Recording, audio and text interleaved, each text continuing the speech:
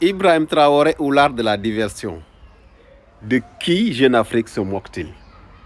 Vous voyez ce titre? C'est une provocation.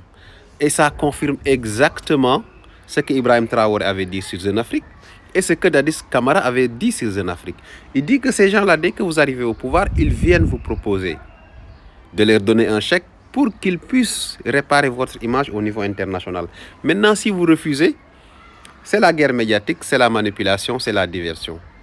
Et ça rejoint les paroles de Dadis Camara quand il nous parlait de Yérim et taxé Yérim Seck. À l'époque, il travaillait pour Jeune Afrique. Il dit que Yérim est venu lui proposer un chèque, lui proposer de lui donner un chèque pour que Jeune Afrique se charge de réparer son image et que Dadis a refusé.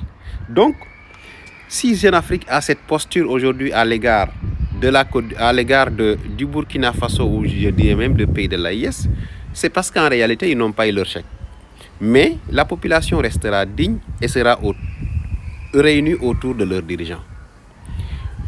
Jeune Afrique, qui fait de la diversion réellement? Est-ce que ce n'est pas vous qui voulez nous faire croire que l'Afrique, malgré sa jeunesse, malgré ses ressources, malgré son espace immense, malgré ses scientifiques dispersés partout dans le monde, est incapable de bâtir une économie solide et que l'Afrique, l'Europe ou les pays impérialistes sont les seuls capables de venir en Afrique pour bâtir une économie solide des Africains?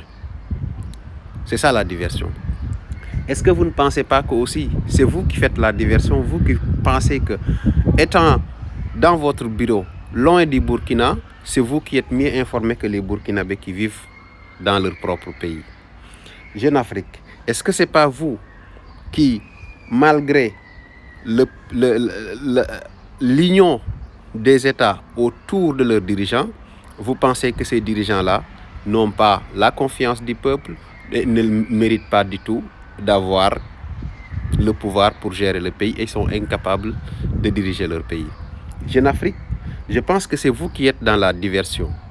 Vous qui voulez nous faire croire qu'aujourd'hui, en Afrique de l'Ouest, il y a une guerre ethnique qui est en train de mener au moment où des gens combattent le terrorisme, tuent des terroristes, et vous pensez que, à travers vos discours, vos manipulations, vous pouvez faire croire au peuple africain que, en réalité, votre principale menace, ce n'est ni le terrorisme, ce n'est ni les idéaux impérialistes, mais c'est bien vrai vos dirigeants qui tuent vos frères.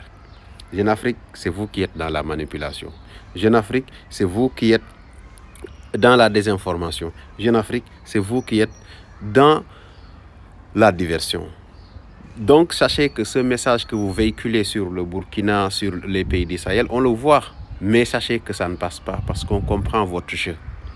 Votre jeu aujourd'hui principal est de créer une guerre ethnique au niveau du Sahel à travers la fibre ethnique que vous voulez utiliser. Faire croire à une ethnie que le pouvoir central vous déteste et vous tue, alors qu'au même moment, vous savez nettement que dans ces pays-là, le chef d'état-major de l'armée même est de cette ethnie. Donc ça veut dire aujourd'hui que vous voulez faire croire à ces gens-là que ce gars-là qui dirige votre armée, qui fait partie de vous, ne vous aime pas. Vous voyez la diversion, vous voyez la manipulation, vous voyez la désinformation. Mes chers, réveillez-vous, Jeune Afrique, ça ne passera plus. Les réseaux sociaux sont là.